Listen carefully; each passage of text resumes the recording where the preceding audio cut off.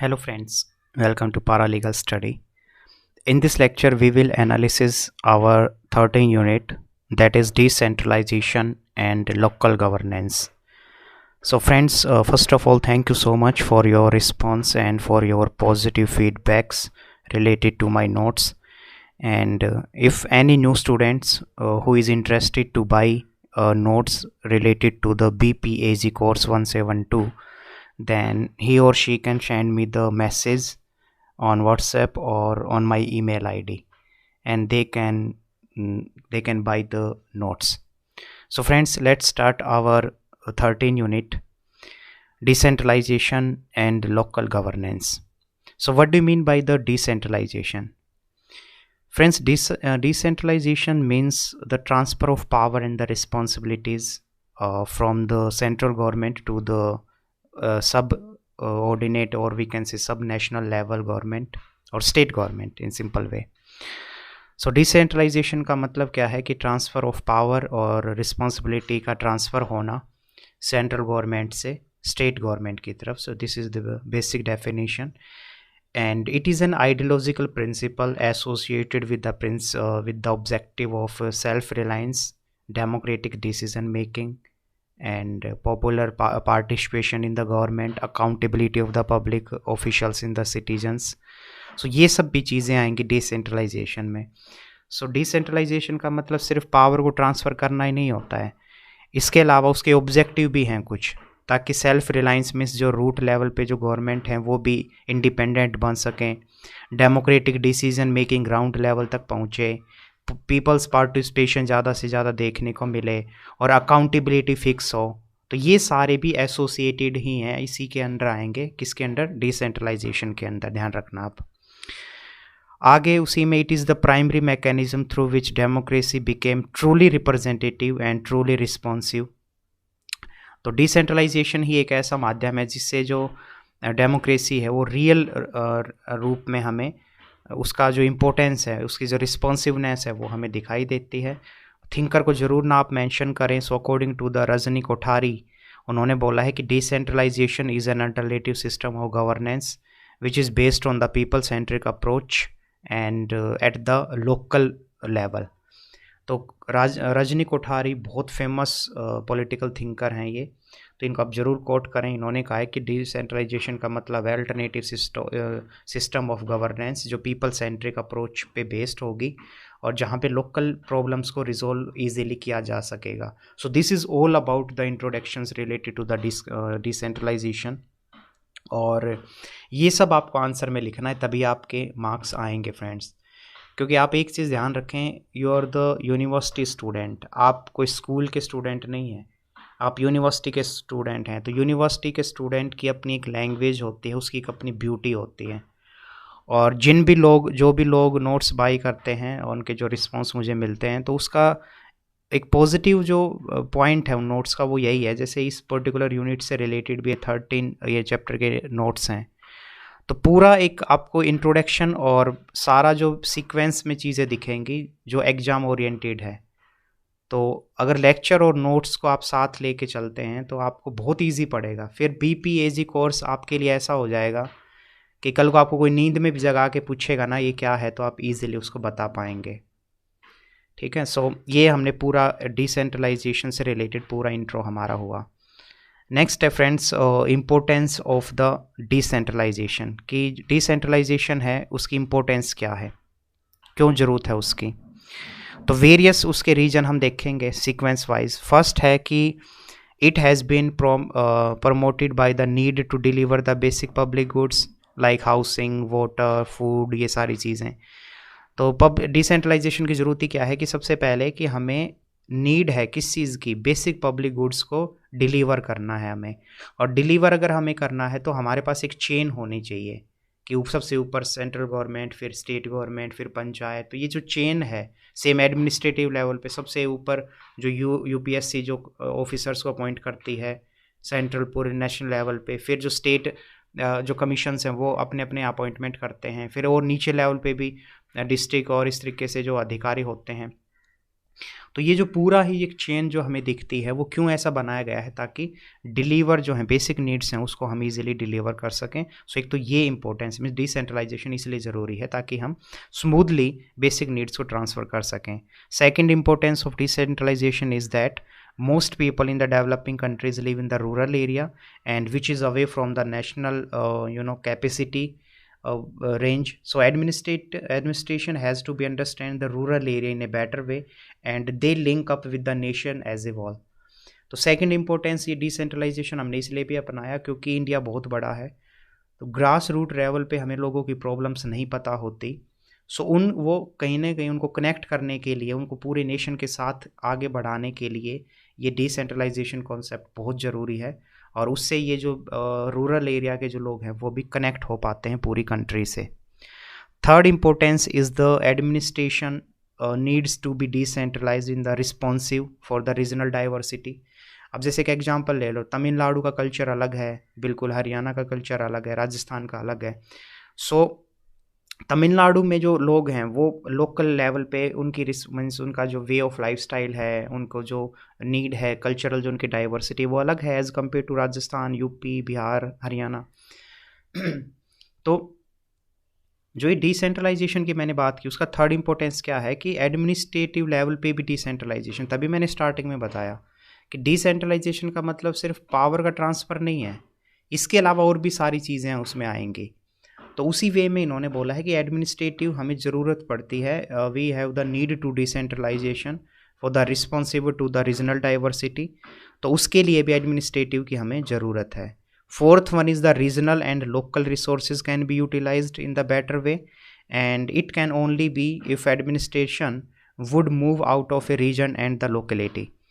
तो चौथी इंपॉर्टेंस ये है कि रीजनल और लोकल जो रिसोर्सेज हैं वो बेहतर तरीके से यूटिलाइज तभी हो पाएंगे जब हम एडमिनिस्ट्रेटिव और हर लेवल पे डिसेंट्रलाइजेशन करेंगे, तभी हम अपने जो रिसोर्सेज हैं, अपनी जो कैपेबिलिटीज़ हैं, हमारे जो पॉजिटिव चीज़ें हैं, हम उनका फ़ायदा उठा पाएंगे।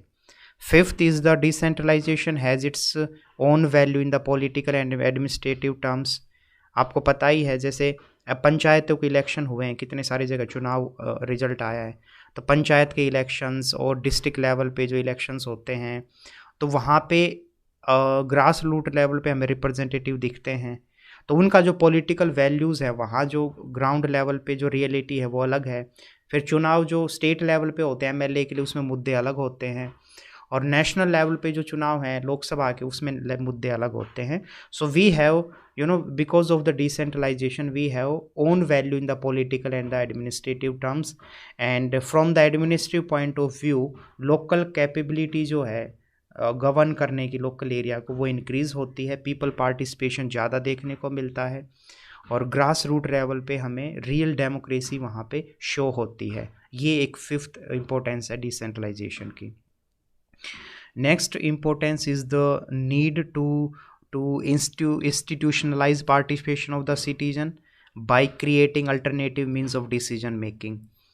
अगर हमेशा ऊपर बैठे जो लोग हैं, स्टेट गवर्नमेंट, सेंट्रल गवर्नमेंट, वही अगर डिसीज़न लेगी तो ये भी गलत है ना। तो अल्टरनेटिव मैकेनिज्म हमने सेट किया जिसके तहत लोकल लेवल पे लोग जो हैं वो अपने आधार पे अपने रिप्रेजेंटेटिव, अपने बिल्कुल लोकल रिप्रेजेंटेटिव के थ्रू वो डिसीज़न ले सकें।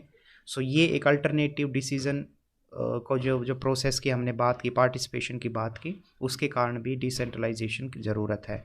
सो these are the various point and these are the various importance of the decentralization. ये सारे पॉइंट्स आपको ध्यान रखने हैं और उसी आपको तरीके से आपको लिखना है। नेक्स्ट है friends, dimension of the decentralisation and the local governance. So कि डिसेंट्रलाइजेशन के वेरियस डायमेंशन क्या है। जैसे आप कभी भी देखो, आपने ऐसे भी अगर आप लिखते हो, जैसे फॉर एग्जांपल आज वुमेन से रिलेटेड ऐसे, तो उसका इकोनॉमिकल डायमेंशन भी होता है कि इकोनॉमी में वुमेन कहाँ पे पिछड़े हुए हैं, क्या उनकी स्थिति है। कल्चरल लेवल पे भी होगा, रिलीजियस लेवल पे भी होगा, साइंटिफिक, ये डायमेंशन होते हैं। तो in the same way governance जो है, ये जो डिसेंट्रलाइजेशन का जो कॉन्सेप्ट है, लोकल गवर्नेंस का जो कॉन्सेप्ट है, उसके वेरियस डायमेंशन कौन कौन से हैं। So the first dimension is the political dimension. इसका क्या मतलब है, इसका जो आप इस सिंपल वे में समझे तो it means the in the terms of the transfer of political power and the function from the central to the root level. तो उसमें जो सबसे बेस्ट एग्जांपल है political dimension of the decentralization का, वो है 73rd and 74th amendment of the Indian constitution which came in the 1992 and implement from the 1993 after the recommendation of the Balwant Rai Mehta committee. ये जो बलवंत राय मेहता कमेटी को रिकमेंडेशन दी गई थी कि भाई मीन्स इन्होंने बोला था कि सरकार को जो अमेंड करके चीज़ों को लोकल लेवल पे, रूट लेवल पे पंचायत सेटअप करना चाहिए, इंस्टीट्यूट, पंचायत इंस्टीट्यूट सेटअप करने चाहिए, जिससे वहाँ के जो लोकल लोग हैं वो अपने रिप्रेजेंटेटिव खुद चुने और वहाँ पे भी रूट लेवल पे भी डेमोक्रेसी हो सके, क्योंकि स्टेट लेवल पे और नेशनल लेवल पे बैठे हुए रिप्रेजेंटेटिव ग्रास रूट लेवल को प्रॉब्लम्स को दूर नहीं कर सकते. सो ये है उसका पॉलिटिकल डायमेंशन कि डिसेंट्रलाइजेशन के कारण हमें ग्रास रूट लेवल पे जो पावर है, जो रिप्रेजेंटेशन होता है, जो पार्टिसिपेशन है वो दिखाई देता है. और उसमें सारे पॉइंट आप मेंशन करेंगे Balwant Rai Mehta committee 73rd and 74th amendment. Next dimension is friends administrative decentralisation. इसमें क्या होता है कि administrative decentralisation means the transfer of authority and the resources from the local level. ये मैंने आपको पहले भी बताया. नेशनल लेवल पे जैसे यूपीएससी एग्ज़ाम कंडक्ट करता है, एसएससी एग्ज़ाम कंडक्ट करता है, ये सारे क्या है नेशनल लेवल के एग्ज़ाम हैं. फिर स्टेट अपने अपने हरियाणा का अपना एग्ज़ाम होगा, यूपी के कुछ अपने एग्ज़ाम होंगे, एमपी के अपने एग्ज़ाम होंगे, महाराष्ट्र के अपने एग्ज़ाम होंगे और इस तरीके से. तो सिंपल है एडमिनिस्ट्रेटिव लेवल पे भी. तो ये दूसरा उसका क्या है डायमेंशन है, पॉलिटिकल डायमेंशन पावर का और फंक्शन का डिस्ट्रीब्यूशन. एडमिनिस्ट्रेटिव लेवल पे क्या, एडमिनिस्ट्रेटिव का डिस्ट्रीब्यूशन, ताकि लोकल लेवल पे जो एडमिनिस्ट्रेटिव है, जो गवर्नमेंट के लोग हैं, वो सेम वहाँ के लोगों की प्रॉब्लम्स को सोल्व कर सकें और एक चेन का काम कर सके फिर, क्योंकि उनके ऊपर फिर स्टेट लेवल पे एडमिनिस्ट्रेटिव लोग होते हैं, उनके ऊपर नेशनल लेवल यह एक हायरार्की चलती है ना भाई. मान लो एक फॉर एग्जांपल, अब ऐसे समझ लो आप, पीएम फ़ोन करेंगे किसको, कुछ ऐसी इशू हो जाएगा तो सीधा योगी को, मान लो एक एग्जांपल है, योगी फ़ोन करेंगे अपने किसी एमएलए को, वो एमएलए अपने किसी फ़ोन करेगा जो उसके डिस्ट्रिक्ट में कुछ कोई होगा, ठीक है, पार्षद, और वो फिर है. इस तरीके से चेन बनती है ना. तो यही मतलब है कि एडमिनिस्ट्रेटिव, ये मैंने जो एग्जांपल बताया आपको, ये पॉलिटी के रूप में आप ले सकते हो. लेकिन अभी सेम एडमिनिस्ट्रेटिव का एग्जांपल ले लो.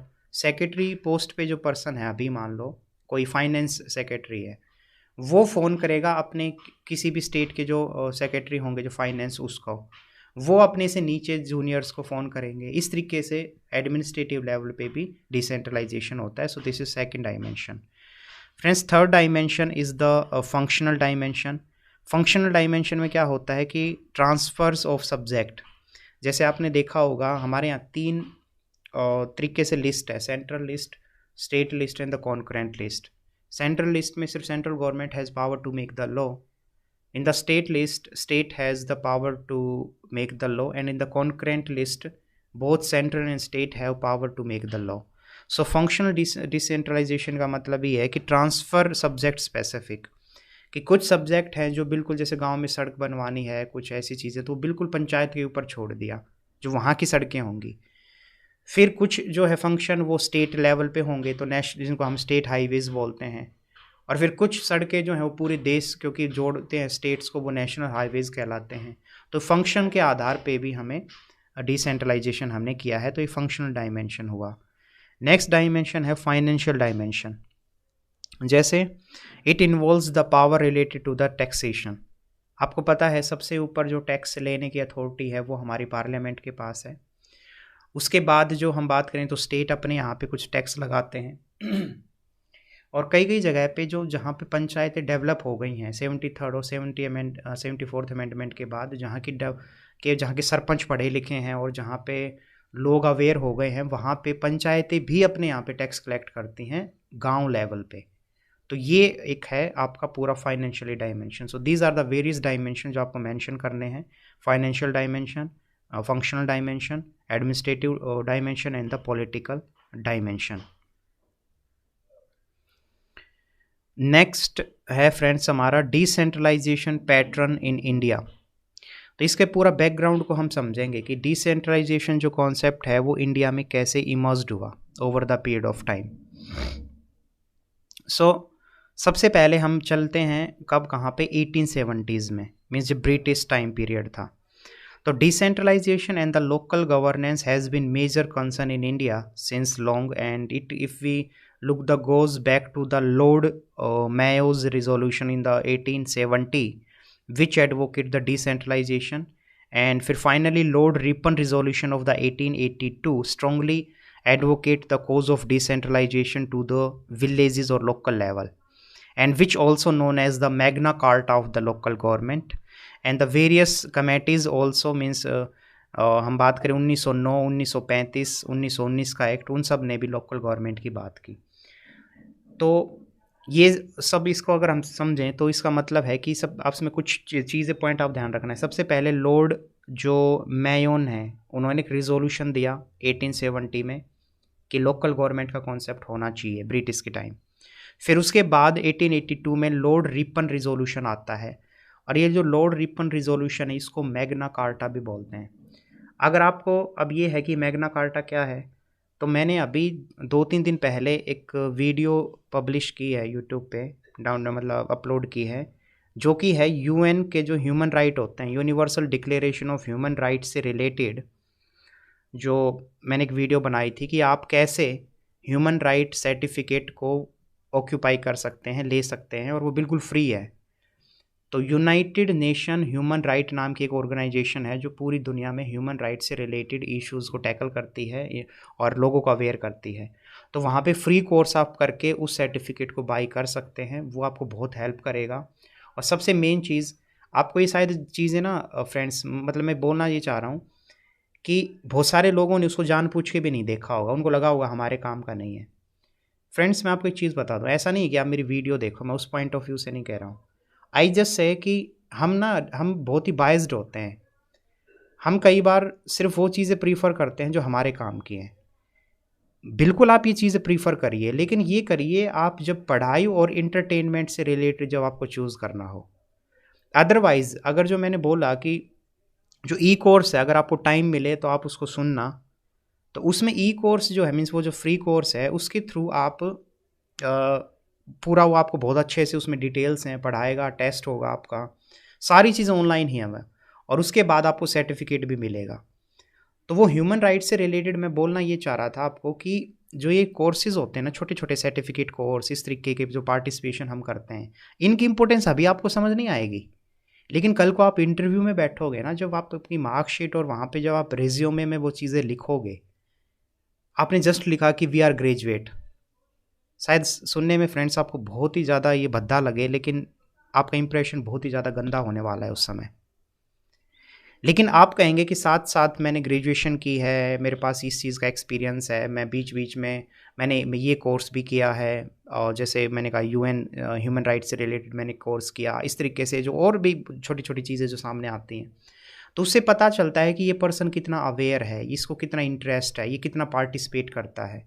तो ये सब चीज़ें बहुत इंपॉर्टेंट होती हैं फ्रेंड्स, ठीक है। तो हो सके तो आप ज़रूर उसको देखना, ठीक है। और इंटरेस्टिंग चीज़ ये है कि मैंने वो एक समझो इंटरटेनमेंट के लिए, हालांकि मैं तो लीगल फील्ड से हूँ तो मुझे तो ह्यूमन राइट के बारे में काफ़ी अच्छी समझ है, लेकिन फिर भी मैंने वो कोर्स अटेंड किया just for the entertainment and just for the enjoyment, और वो मुझे सर्टिफिकेट भी मिला है। तो आप चाहें तो ज़रूर एक बार उसको, 15 मिनट का ही वीडियो होगा, उसको देख सकते हैं, आपको कुछ सीखने को ही मिलेगा।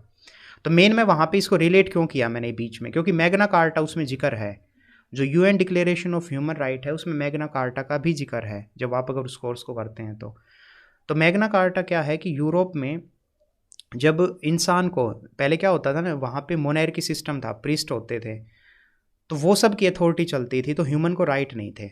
बाद में ये मैग्ना कार्टा नाम का कॉन्सेप्ट आता है जिसके तहत ह्यूमन को राइट मिलते हैं, और free to move, freedom of expression, ये बहुत सारी चीज़ें। सो इसीलिए यहाँ पे मैं अगर वापस इससे रिलेट करूँ कि जो लॉर्ड रिपन का जो रेजोल्यूशन 1882, उसी का दूसरा नाम उसको हम कह सकते हैं Magna Carta of the local governance. So बहुत इंपॉर्टेंट है ये, ठीक है। ये एक बार मुझे ध्यान नहीं किस एग्ज़ाम में, किसी स्टेट या सेंट्रल लेवल का कोई एग्ज़ाम था डिस्क्रिप्टिव, उसमें ऐसे पूछा गया था एक क्वेश्चन कि what do mean by the Magna Carta of the local governance. तो वो आपको यही लिखना था, मीन्स पूरा डिसेंट्रलाइजेशन ही, लेकिन उसकी शुरुआत करनी थी रिपन रिजोल्यूशन से, ठीक है, तो ये आपको ध्यान होना चाहिए। फिर उसके बाद मैंने कहा कि वेरियस रिपोर्ट्स जो कमेटी की, इसके अलावा 1919 का एक्ट, 1909 का एक्ट, 1935 एक्ट, ये सारी जो एक्ट मैंने बताए और ये जो रिजोल्यूशन बताए, ये सारे ब्रिटिश का टाइम पीरियड के हैं। तो यहाँ से एक बेस हमें रूट लेवल पे डिसेंट्रलाइजेशन का कॉन्सेप्ट फ्रेंड्स दिखाई देता है। सेकेंड फेज पे चलें, the second phase of the debate in the post independence India. तो उसमें सबसे पहले है पंचायती राज। तो हमारी जो कॉन्स्टिट्यूट असेंबली है, जिन्होंने संविधान बनाया, तो उन्होंने पंचायती राज को इम्पोर्टेंस दी। And the Gandhi's vision of the future India in which economy and political power would be decentralized and each village would be the self reliant economically. तो ये जो गांधी का विजन था कि डिसेंट्रलाइजेशन हमें रूट लेवल पे ले जानी है, लोगों को इकोनॉमिकली फ्री करना है, वो खुद के वहाँ पे इकोनॉमिकली एक्टिविटी कर सकें, और पंचायती राज जो इंस्टीट्यूट सेटअप करने की जो बात की गई इंडिपेंडेंस के दौरान के बाद, तो वो सेकंड फेज हम उसको बोल लेंगे। फिर आते हैं friends next, in India after independence the first major attempt to the direction of the local governance see in the community development programme in the 1952 and which followed by the national extension scheme 1953। तो ये जो दो scheme बताई, community development programme जिसको CDP भी बोलते हैं 1952, and the NES national extension scheme 1953, इनमें भी क्या किस चीज़ पे जोर दिया गया कि अफेक्टिव लेवल पे कौन से ऐसे मेजर्स, कौन से ऐसे तरीके अपनाने चाहिए जिससे हम रूट लेवल के ऊपर कम्युनिटी प्रोग्राम्स में ज़्यादा से ज़्यादा लोगों को हम पार्टिसिपेट करा सकें। और ये सारे इसके ये प्रोग्राम्स के बाद फाइनली फिर क्या हुआ, बलवंत राय मेहता कमेटी जो है उसको रिकमेंड किया गया कि आप एक बार जाके और इन सब चीज़ों को ऑब्जर्व करो और ये देखो कि जो ये प्रोग्राम है कम्युनिटी डेवलपमेंट प्रोग्राम, क्या ये सही तरीके से वर्क करेगा नहीं करेगा। तो फिर बाद में क्या होता है कि ये जो कम्युनिटी डेवलपमेंट प्रोग्राम के बाद कमेटी जो है वो कुछ सजेशन देती है। कमेटी कहता है कि 3 इंपॉर्टेंट सिस्टम हमें रूरल डेवलपमेंट पे अपनाने चाहिए। एक डिस्ट्रिक्ट लेवल पे होगा जिला परिषद, फिर पंचायत समिति होंगे ब्लॉक और तहसील लेवल पे, एंड द ग्राम पंचायतें होंगे विलेज लेवल पे। सो सिंपल सी वे में हम बात करें तो बलवंत राय कमेटी ने ये कहा कि 3 टायर स्ट्रक्चर हमें करना चाहिए। एक डिस्ट्रिक्ट लेवल पे जो जिला परिषद होगा अध्यक्ष, फिर उसमें पंचायत समिति ये तहसील तालुका और ब्लॉक लेवल पे, और ग्राम पंचायतें विलेज लेवल पे। फिर एंड ऑफ द 1963 क्या होता है, पंचायती राज इंस्टीट्यूट जो है उसी को और ज्यूरिडिक्शंस उसमें जो कुछ लूप होल्स हैं उसको मेज़र किया जाता है। और फिर आता है अशोक मेहता कमेटी जो कि जनता गवर्नमेंट ने इसको रिकमेंड किया था। और इस तरीके से फिर हम बाद में समझें तो LM सिंघवी कमेटी आती है, और फिर सरकारिया कमीशन आता है, PK थुंगन कमेटी आती है। ये सारी चीज़ें ओवरऑल आपको समझना ये है कि इंडिपेंडेंस के बाद आपको ये चीज़ें मैं कुछ बता रहा हूँ, ये आपको ज़रूर आंसर में मेंशन करनी है। Community development programme, national extension scheme, फिर बलवंत राय कमेटी ने जो 3 इम्पोर्टेंट टायर की जो बात की, जिला परिषद डिस्ट्रिक्ट लेवल पे, पंचायत समिति ब्लॉक तालुका लेवल पे, और ग्राम पंचायत विलेज लेवल पे। उसके बाद अशोक मेहता कमेटी, उसके बाद ये LM सिंघवी कमेटी, उसके बाद PK Thungon committee and Sarkaria commission.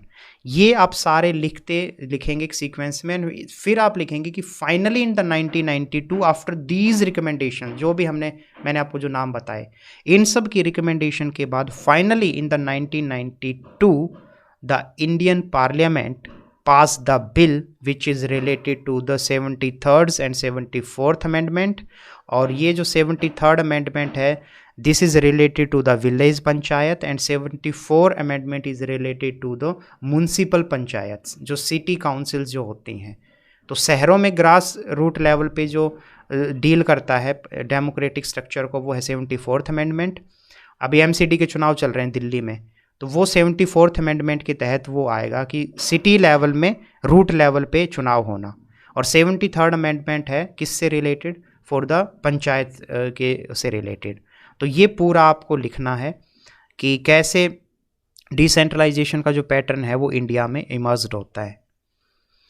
और ये सब मैंने अपने नोट्स में बहुत ब्यूटीफुली इनको अच्छे से मेंशन किया हुआ है, तो आप चाहें तो नोट्स और जो भी इंटरेस्टेड होंगे तो लेंगे तो उनको अच्छे से वहाँ पे समझ आ जाएगा। नेक्स्ट है friends feature of the 73rd and 74th constitutional amendment के कुछ इंपॉर्टेंट फीचर आप बताओ। तो उसमें देखो कुछ इंपॉर्टेंट फीचर में क्या है, सबसे पहले it has made mandatory for all the state, कि जो ये 73rd और 74th अमेंडमेंट है, सबसे पहले कि ये सभी स्टेट के लिए एप्लीकेबल है, ये क्लियर है। तो इसका मतलब कोई भी स्टेट नहीं बचेगा, सभी के लिए ये 73rd एंड 74th अमेंडमेंट जो है वो लागू होगा। नेक्स्ट है पीरियोडिक इलेक्शन होंगे हर 5 साल में, और अगर मान लो कोई सरपंच मर गया या कोई नीचे जो रूट लेवल पे सरपंच ही बोलते हैं हम, तो वो अगर एक्सपायर हो जाते हैं तो विद इन 6 मंथ में आपको इलेक्शन कराने होंगे, ये एक फीचर हो गया। SC ST वुमेन की सीट रिजर्व करनी होंगी, वुमेन की सीट रिजर्व हैं 1/3, और बाकी SC और ST की सीट भी रिजर्व हैं, क्योंकि आपने देखा होगा कि कभी सिर्फ SC खड़ा हो सकता है, कभी सिर्फ वुमेन कैंडिडेट खड़े होने की बात होती है और ऑप्शन ही नहीं होता। तो ये सब क्या, ये सारे फीचर्स आएंगे जो 73rd एंड 74th अमेंडमेंट से रिलेटेड हैं। इसके अलावा हम बात करें इनडायरेक्टली जो चेयरमैन्स हैं और एपिक्स, जो हम सिंपल बात करें कि पूरा एक डिस्ट्रिक्ट लेवल पे जिला परिषद, गांव लेवल पे पंचायत, जो सरपंच, ये सब मिलके काम करते हैं। स्टेट इलेक्शन कमीशन जो है उन्होंने कंडक्ट किया PRIs और म्यूनसिपल्स बॉडीज़ के इलेक्शन को वो कंडक्ट कराते हैं। स्टेट फाइनेंस कमीशन इनको फंडिंग देता है, तो ये सारी चीज़ें भी फीचर्स में आ जाएगा। इसके अलावा डिवोल्यूशन ऑफ पावर, पंचायती जो बॉडी इंस्टीट्यूट्स हैं उनका पावर जो है वो कहाँ से उनको मिलती है, तो 11th एंड 12th शेड्यूल से। मीन्स कॉन्स्टिट्यूशन में हमारा 11th एंड 12th शेड्यूल है। सो पंचायत जो विलेज लेवल की पंचायत है उनको पावर मिलती है 11th शेड्यूल से, और सिटी जो काउंसिल्स जो हैं उनको मिलती है 12th जो शेड्यूल है वहाँ से। तो 11th एंड 12th शेड्यूल में जो पावर है कि मीन्स लोकल जो ये पंचायत है उनके पास क्या अधिकार हैं, शहरों की जो ये पंचायत जिनको मैंने म्यूनसिपल कॉर्पोरेशंस बोला उनके पास क्या अधिकार हैं, ये सारे कॉन्स्टिट्यूशन में भी मेंशन है। Mean 73rd and 74th amendment में सारी चीज़ें हैं। तो ये जो सारे जो इंपॉर्टेंट मैंने चीज़ें बताई, ये हैं सारे फ्रेंड्स आपके फीचर्स में जो आपको ध्यान रखने हैं। नेक्स्ट है friends functioning of the Panchayati Raj institutions and appraisal. Appraisal का मतलब होता है मूल्यांकन करना, किसी चीज़ के बारे में अच्छे से जांच पड़ताल करना, उसको समझना। तो ये जो पंचायती राज इंस्टीट्यूशंस हैं, मीन्स PRI कह दो इनको, या फिर वही जो मैंने बताया कि विलेज लेवल पे जो है और शहरों में म्यूनसिपल कॉर्पोरेशन, ये सारे PRI के अंडर ही आते हैं, मीन्स पंचायती राज इंस्टीट्यूशन ही इनको हम बोलते हैं। तो इसके फंक्शनिंग को लेके आप मूल्यांकन करो कि कितना ये अच्छे से काम कर रहे हैं, नहीं कर रहे हैं, कहाँ प्रॉब्लम है, ये सारी चीज़ें इस टॉपिक में बोलेगा। So friends the gram sabha is the basic unit of the Indian democracy. तो ग्राम सभा मतलब गांव की सभा, is the very basic unit of the Indian democracy and according to the article 243A of the Indian Constitution, gram sabha exercise such power and perform such function at the village level। And तो ये जो ग्राम सभा का जो concept है अगर हम बात करें तो ये बहुत इंपॉर्टेंट है, 243 कॉन्स्टिट्यूशन में इसका प्रोविज़न है। और पीरियोडिकली क्या होता है, वहाँ पे लोग पार्टिसिपेट करते हैं, मिलते हैं, सेंसिटिव जो मुद्दे होते हैं उनको ये ग्राम सभा डिस्कस करते हैं। आपको मैं एक चीज़ बता दूं फ्रेंड्स, ग्राम सभा इलेक्टेड नहीं होती है। पंचायत जो सरपंच होता है वो इलेक्टेड होता है, लेकिन ग्राम सभा में क्या है कि जो भी 18 साल से ऊपर का है वो ग्राम सभा का मेंबर बन सकता है, या मतलब बन ही जाएगा ऑटोमेटिक।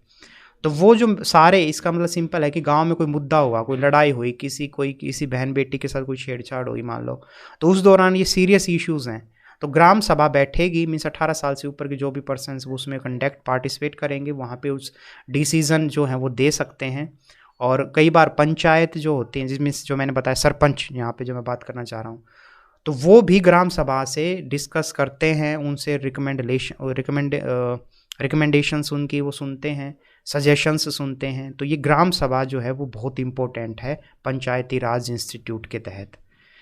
सेकंड है, इसमें एक एग्जांपल दे रखा है in the state of Kerala, जहाँ पे फर्स्ट ग्राम सभा ऑर्गेनाइज की गई थी 1996 में।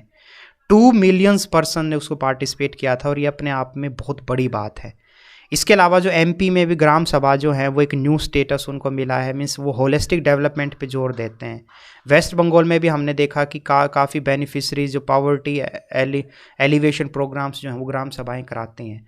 तो सिंपल सी बात है कि आप MP की जो ग्राम सभाएं हैं, केरला की हैं और वेस्ट बंगाल की हैं, तो ये कुछ ग्राम सभाएं हैं जो बहुत अच्छा काम कर रही हैं और रूट लेवल पे पॉवर्टी को रिमूव करने में, इसके अलावा जो लोगों को अवेयर करने में, उन सब में इन ग्राम सभाओं का बहुत इंपॉर्टेंट रोल है।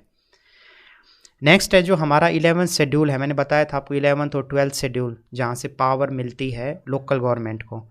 सो 11th जो शेड्यूल है उसमें 29 सब्जेक्ट की बात की गई है। तो स्टेट जो लेजिस्लेशन है वो लॉ के थ्रू पंचायतों को ये अधिकार देते हैं। तो वो अब किसके ऊपर है? स्टेट के ऊपर है कि वो कितने अधिकार देते हैं। जैसे 29 स्टेट के अधिकार तो नहीं मिलते हैं लोकल लेवल्स को, लेकिन फिर भी मैंने बोला ना कि अगर पंचायतें एडवांस्ड हैं और बहुत वहाँ पढ़े लिखे सरपंच हैं, सारी चीज़ें, तो वो 29 सब्जेक्ट भी हम उनको दे सकते हैं। बाकी ये एक लूप होल है क्योंकि हमें मूल्यांकन कर रहे हैं, हम चीज़ों को एनालिसिस कर रहे हैं, अप्रेजल कर रहे हैं, तो एक उसमें लूप होल ये है कि जो 11th शेड्यूल में जितने सब्जेक्ट हैं, 12th शेड्यूल में जितने सब्जेक्ट हैं, वो सारे से रिलेटेड जो कानून बनाना या उनसे रिलेटेड रूल रेगुलेशन बनाना, ये लोकल गवर्नमेंट्स के हाथ में नहीं होता है। तो ये लूप होल भी है। नेक्स्ट स्टेप जो PRI हैं वो मैंडेटरी प्रोविज़न है उसमें SC ST वुमेन के लिए।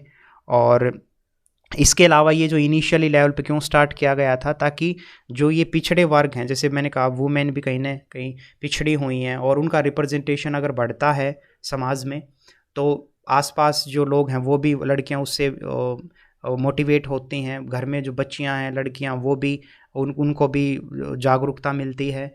ये सारी चीज़ें हैं। लेकिन फिर यहाँ पे भी हमें, क्योंकि बार बार मैं कह रहा हूँ ये मूल्यांकन हम कर रहे हैं, जब किसी चीज़ का मूल्यांकन करते हैं, एनालिसिस करते हैं, तो पॉजिटिव नेगेटिव दोनों पक्ष देखते हैं।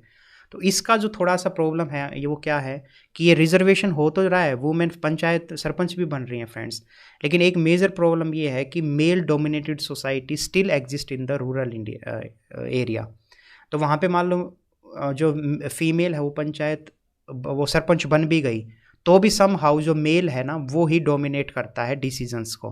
बस साइन जो है या अंगूठा वो सिर्फ महिला का लगता है, बाकी डिसीजन सारे मेल लेते हैं। तो ये एक लूप होल्स है जो आपको ध्यान रखना है।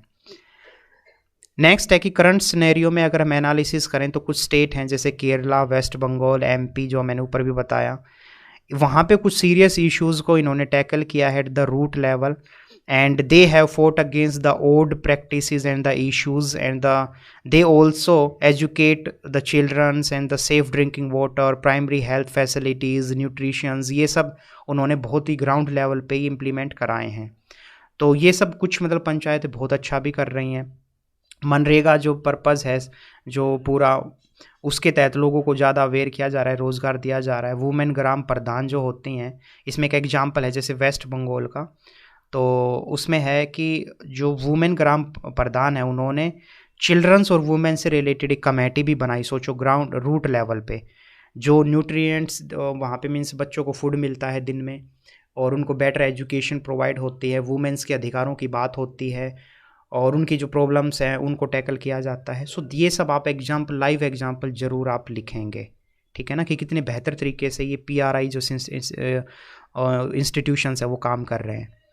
फिर एक थिंकर आप कह सकते हो, according to the Patnaik, it is clear that women leadership जो है पंचायत जब से उनको रिजर्वेशन दिया है, तो प्रॉब्लम्स हैं नो डाउट, ये हम मानते हैं कि वो कहीं ना कहीं मेल डोमिनेटेड सोसाइटी है, but still after the reservations and after the women's participation at the root level we see the great transformation in India and these elected जो वुमेन हैं वो रोल मॉडल बनती हैं। तो ये एक बहुत अच्छी चीज़ दिखाई दे रही है हमें अकॉर्डिंग टू द पटनायक जो थिंकर हैं उनके अकॉर्डिंग। नेक्स्ट है कि जो ये फाइनेंशियली कहीं ना कहीं थोड़ा सा इंडिपेंडेंस नहीं है अभी, बस ये मेजर प्रॉब्लम है कि स्टेट से या सेंट्रल गवर्नमेंट से जो फंड आता है उसी फंड पे डिपेंड होती हैं पंचायतें। तो इनको अगर और फाइनेंशियली इंडिपेंडेंस बना दिया जाए और मजबूत कर दिया जाए तो ओवरऑल हमारा जो ये विजन है गुड गवर्नेंस का, जो हमारा एक टारगेट है ग्रास रूट लेवल तक चीज़ों को मजबूत करने का, वो फुलफ़िल हो जाएगा। तो उसको हमें करने की ज़रूरत है। PRI में कुछ इम्प्रूवमेंट करने के लिए कुछ फंक्शंस हैं जो हमें ध्यान रखने हैं कि कौन कौन से फंक्शंस के थ्रू आप PIR जो है उनको आप वहाँ ज़्यादा बेहतर तरीके से काम करा सकते हैं। So these are various measures which is have taken to improve the function of the PRI। तो उसमें है कि जैसे ज़्यादा से ज़्यादा कोऑर्डिनेशन हो, जो लोग हैं और जो वहाँ जो सरपंच है या जो प्रधान हैं जिनको हम बोलते हैं, तो उनके भी ज़्यादा कोऑर्डिनेशन हो तो बेहतर पीआरआई फंक्शन काम करेगा। फाइनेंशियल जो मैंने आपको जो प्रॉब्लम बताई, अगर उसको टैकल कर दिया जाए तो बहुत अच्छे से ये फंक्शंस पीआरआई जो है वो वर्क करेगा। इसके अलावा जो हमने एक प्रॉब्लम्स देखी थी, याद करो कि वुमेन से रिलेटेड जो मेल डोमिनेटेड सोसाइटी है, अगर ज़्यादा एजुकेटेड वुमेन आएंगी, ज़्यादा पढ़े लिखे वहाँ पे महिलाएं आएंगी तो वो भी बहुत अच्छा है, उसके थ्रू हम इसको पीआरआई इंस्टीट्यूट को इम्प्रूव कर सकते हैं। इसके अलावा फ्रेंड्स जो एनजीओ हैं, सेल्फ हेल्प ग्रुप है, वॉलेंटियर ऑर्गेनाइजेशन, स्टूडेंट्स की समूह, इन सब की मदद से हम लोगों को वहाँ पे जागरूक कर सकते हैं। इसके अलावा ट्रांसपेरेंसी और अकाउंटेबिलिटी थोड़ी फिक्स की जा सकती है वहाँ रूट लेवल पे भी। जैसे असम का गवर्नमेंट का एक एग्जांपल समझे तो वहाँ पे विजिलेंस निगरानी रखने के लिए उन्होंने स्पेशल कमेटी बनाई थी। तो इसी तरीके से इनिशिएटिव जो इनोवेटिव मेजर्स जो है वो ले करके अदर एरिया में तो हम पीआरआई को है उसको और बेहतर बना सकते हैं। तो ऊपर जो हमने चीज़ें देखी थी उसी के ही में ही है टॉपिक की, जो ऊपर हमने लूप होल्स कुछ कमियां देखी थी उसको कैसे टैकल किया जाए और जिससे कि पीआरआई जो है वो और पावरफुल बन के आए। तो ये सारे आपको कुछ प्रोविजंस लिखने हैं फ्रेंड्स। नेक्स्ट है assessment, just a minute. assessment of the functioning of the urban local bodies so far as the functioning of the urban local। देखो ये जो आपको समझना होगा, अब तक जो मैंने पूरी जो आपको चीज़ें बताई वो सारी 73rd 74th का कॉमन वो प्रोविज़न थे, और एक में जो पीआरआई इंस्टीट्यूट जो हमने देखा वो रूट लेवल पे पंचायत लेवल की बात करता था। ये जो टॉपिक है ये अर्बन लोकल बॉडीज़ से रिलेटेड है। तो सबसे पहले तो ULBS का मतलब ये अर्बन लोकल बॉडीज़, ये इससे रिलेटेड कौन सा आर्टिकल है फ्रेंड, तो वो है 74th अमेंडमेंट। तो उसकी असेसमेंट की ये बात इस टॉपिक में बोली गई है। तो उन्हें वही कहा है कि जो ये अर्बन लोकल बॉडीज़ हैं ये कहीं ना कहीं बहुत अच्छे से वर्क नहीं कर रहे हैं। मीन्स लोकल बॉडीज़ तो फिर भी बहुत अच्छे से काम कर रहे हैं, अर्बन लोकल बॉडीज़ काम नहीं कर रहे हैं। और स्पेशली क्यों, क्योंकि यहाँ पे हमें करप्शन देखने को मिलता है, यहाँ पे इंटरफेयर देखने को मिलता है हमें। और जो वेरियस सब्जेक्ट हैं जैसे मैंने जो बताया आपको, तो बहुत सारे सब्जेक्ट ऐसे हैं जो इन अर्बन लोकल बॉडीज़ के अंडर में इनको नहीं दे रखे स्टेट ने। जैसे मान लो दिल्ली है, दिल्ली के जो अर्बन लोकल बॉडीज़ हैं म्यूनसिपल कॉरपोरेशंस, उनको वेरियस अधिकार मिलने चाहिए लेकिन वो राज्य उनको नहीं देता है। और कई बार क्या होता है जो पॉलिटिशियंस हैं, जो पॉलिटिकल पार्टियाँ, उनका इंटरफेयर भी हो जाता है। तो थोड़ा सा आप कह सकते हो कि खिचड़ी बन जाती है एक अर्बन लोकल बॉडीज़ में, ये सबसे मोटी प्रॉब्लम है। दूसरा है जैसे कि जो 18 सब्जेक्ट मैं बोलूँ जो अर्बन लोकल बॉडीज़ को मिलने चाहिए, तो उसमें कुछ जैसे water supply, shelter house, road, इसके अलावा सीवरेज, अर्बन प्लानिंग, ये सब जो हैं ये आज भी उतनी बेहतर तरीके से अर्बन लोकल बॉडीज़ इन सब में काम नहीं कर पा रही हैं। जो हमें म्यूनसिपल कॉरपोरेशंस में अगर काम कुछ दिखते भी हैं वो सिर्फ इसलिए दिखते हैं क्योंकि वो सेंट्रल गवर्नमेंट ने मान लो रोड बनवा दिए, उन्होंने पार्क बनवा दिए, वो वहाँ पे उसलिए हमें दिखता है। अदरवाइज़ मैं आपको एक चीज़ बता दूँ कि जो न्यूज़पेपर हम एनालिसिस करते हैं, मैं हमेशा ये चीज़ बोलता हूँ कि आप न्यूज़पेपर एनालिसिस को भी ज़रूर सुने। तो उसमें मैंने आपको बताया था कई बार, एक दो हमारी ऐसी न्यूज़ आई थी कि आरबीआई की एक रिपोर्ट आई अभी रिसेंट में, फर्स्ट टाइम आरबीआई ने एक रिपोर्ट जारी की। उसमें बोला कि जो अर्बन लोकल बॉडीज़ हैं उनके पास फंडिंग के लेके सबसे बड़ी प्रॉब्लम है, और दूसरी प्रॉब्लम है ट्रांसपेरेंसी और अकाउंटेबिलिटी उनमें नहीं है। मीन्स वहाँ पे इंटरफेयर दिखाई देता है पॉलिटिकल पार्टीज़ का, और वो फंडिंग भी उनके मतलब जो पैसा उनको मिलता है वो करप्शन और पैसा खा लेते हैं जो ये लोग बैठे हैं। तो इसलिए ग्रास रूट लेवल पे लोकल जो अर्बन जो लोकल बॉडीज़ हैं वो परफॉर्म नहीं कर पा रहे हैं, और उसी को लेके यहाँ पे असेसमेंट लिखा हुआ है, सेम वही चीज़। ठीक है, नेक्स्ट है कि it also worth noting that through the 16th functions are devoted. तो 16 जो फंक्शंस हैं, 16 जो सब्जेक्ट्स हैं वो ULLR को मीन्स अर्बन लोकल बॉडीज़ को मिलते हैं, लेकिन एक्चुअल में जो म्यूनसिपल पार्टीज़ की जो हाथ में है वो पावर इतनी नहीं होती। ग्राउंड मतलब पेपर वर्क पे ऐसे दिखता है कि हमने उनको 16 सब्जेक्ट दे रखे हैं, 18 सब्जेक्ट दे रखे हैं, ठीक है, और वो इन मतलब एरियाज़ में काम कर सकते हैं, डिसीजन ले सकते हैं, बट एक्चुअल में इन रियलिटी में उनको अधिकार नहीं होते। और कुछ मैंने बोला अधिकार मिलते भी हैं तो वो पैसा सारा वो खा लेते हैं वहाँ जो बैठे लोग हैं म्यूनसिपल कॉरपोरेशंस में। नेक्स्ट है जो the ULBs still have to be depend on the grant from state और सेंट्रल गवर्नमेंट के ग्रांट पे डिपेंड होती हैं, खुद से इनके फंड एराइज ये करते नहीं हैं। तो शहरों में सोच के देखो, जब आप फंड खुद से एराइज नहीं करोगे तो फिर कहाँ से आपके अंदर डेवलपमेंट दिखाई देगा। और इसके अलावा जो अदर प्रॉब्लम है ULBs की, वो है SC/ST और वुमेन का रिप्रेजेंटेशन हमें वहाँ पे इतना नहीं दिखता जितना लोकल लेवल पे दिखता है। ओवरऑल असेसमेंट अगर करें आपको तो ये समझना होगा अर्बन लोकल बॉडीज़ का ज़्यादा बुरा हाल है friends as compare to the rural local bodies जो हैं, क्योंकि जो पंचायतें हैं गांव लेवल पे वो फिर भी बहुत अच्छा काम कर रही हैं। अगर उनको और अधिकार थोड़े दे दिए जाएँ, जो सब्जेक्ट जो मैंने बात की उनको और अगर लिस्ट दे दी जाए, उनको पावर दे दी जाए, फाइनेंशियली उनकी हेल्प कर दी जाए, तो रूट लेवल पे वो बहुत अच्छा काम कर रहे हैं। बट अर्बन लोकल बॉडीज़ जो हैं वो बहुत ही ज़्यादा आप समझ सकते हो कि उसमें लूप होल्स हैं, ठीक है, और इनको ठीक करने की ज़रूरत है, और वो होगा ट्रांसपेरेंसी एंड अकाउंटेबिलिटी के साथ। So this is all about our chapter. And अगर आपको नोट्स चाहिए तो आप मुझे मैसेज या मेल कर सकते हैं। ओनली 10 रुपीज़ में आपको पर्टिकुलर यूनिट के नोट्स मिल जाएंगे। So thank you so much friend, work hard, खूब सारी मेहनत करें, बड़े सपने देखें और लड़कियों की रिस्पेक्ट ज़रूर करें। Thank you so much.